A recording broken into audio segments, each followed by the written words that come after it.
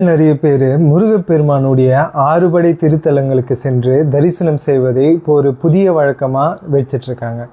இதில் ஏன் அப்படின்னு கேட்டால், முருகப்பெருமானுடைய முதன்மையான தலங்கள் இதெல்லாம் அப்படின்னு சொல்கிறாங்க. இது சரியானதா அப்படின்னு கேட்டால் இல்லை அப்படின்னு தான் சொல்லணும்.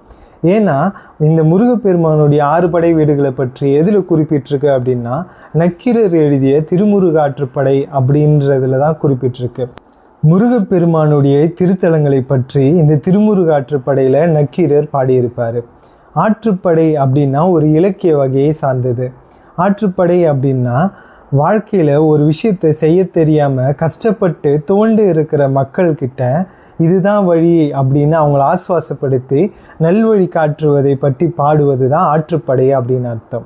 அப்படி வாழ்க்கையில் ரொம்ப கஷ்டப்பட்டு இருக்கிற மக்கள்கிட்ட முருகப்பெருமானுடைய பெருமைகளை பற்றியும் முருகப்பெருமானுடைய திருத்தலங்களை பற்றியும் புகழ்ந்து கூறி அவங்கள முருகப்பெருமானுக்கிட்ட கொண்டு போய் சேர்க்கிற விதமாக வழிகாட்டியாக அமைத்து பாடியது தான் இந்த திருமுருகாற்றுப்படை.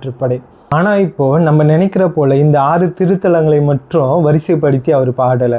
அவர் எந்தெந்த திருத்தலங்களை பற்றி பாடியிருக்காரு, முருகப்பெருமானை பற்றி என்னவெல்லாம் திருமுருகாற்றுப்படையில் கூறியிருக்காருன்னு நம்ம அடுத்த பதிவில் தெளிவாக பார்க்கலாம். நன்றி, வணக்கம்.